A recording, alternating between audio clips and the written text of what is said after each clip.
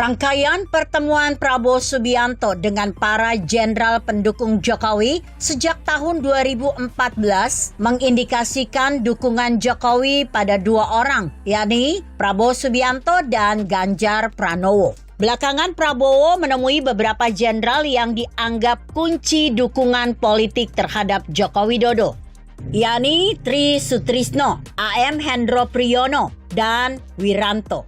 Sementara itu, jelang Lebaran Idul Fitri, Ketua Umum PDIP Megawati Soekarno Putri secara mendadak menyatakan Ganjar Pranowo sebagai calon presiden dari PDI Perjuangan.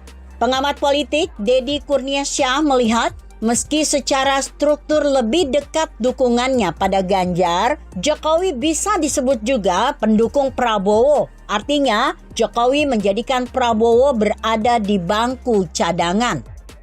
Lebih lanjut, Direktur Eksekutif Indonesia Political Opinion (IPO) menafsirkan keputusan PDIP yang secara mendadak dukung Ganjar bisa dimaknai sebagai upaya Megawati menyandera Jokowi agar tidak semakin leluasa mendukung Prabowo atau mendukung Ganjar di usung koalisi lain. Dengan keputusan dini PDIP mengusung Ganjar, ini mematikan langkah Jokowi yang belum sempurna. Dalam pandangan Deddy, Jokowi menginginkan Prabowo jadi presiden, sekaligus berharap pada Ganjar. Selain itu, Jokowi merasa menerima secara politik asalkan presidennya bukan mantan gubernur DKI, Anies Baswedan. Selain itu, nama Budi Gunawan belakangan santer beredar di kalangan relawan Ganjar Pranowo. Kepala Badan Intelijen Negara (BIN) ini digadang-gadang menjadi cawapres mendampingi Ganjar di Pilpres 2024. Pria yang akrab disapa BG ini dinilai memiliki banyak keunggulan. Dekan FISIP Universitas Sutomo Serang, Banten, Yusak Farhan, menilai peluang BG mendampingi Ganjar mengikuti Pilpres 2024 tetap terbuka. Meskipun tidak ada nama Budi Gunawan saat Presiden Jokowi menyebut nama-nama cawapres yang cocok mendampingi Ganjar. Tetapi keputusan cawapres Ganjar tetap ada di tangan Megawati.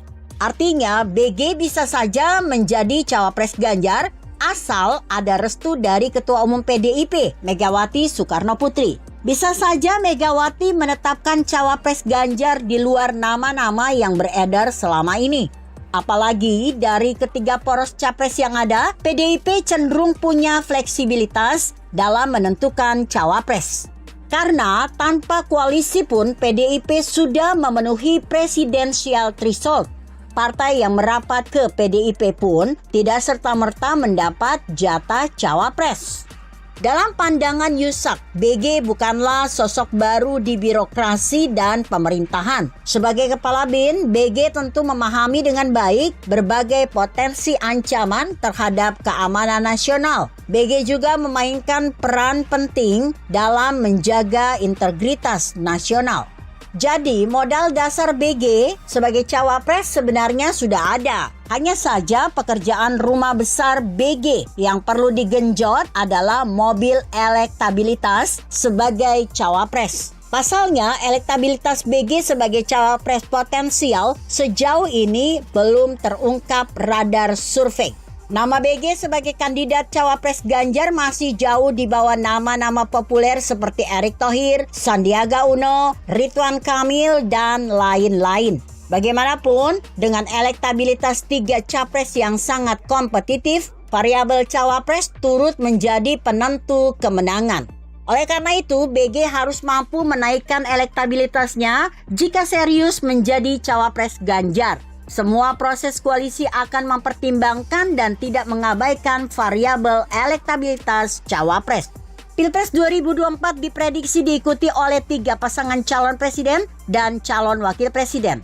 Adapun 3 nama yang diramal bakal maju sebagai calon RI 1, yakni Ganjar Pranowo, Prabowo Subianto, dan Anies Baswedan. Begitu kira-kira artikel ini disadur dari airmall.id. Bagaimana menurut Anda? Jika Anda berpendapat lain, tuliskan komentar Anda di bawah ini. Saya Emma Karisma 90.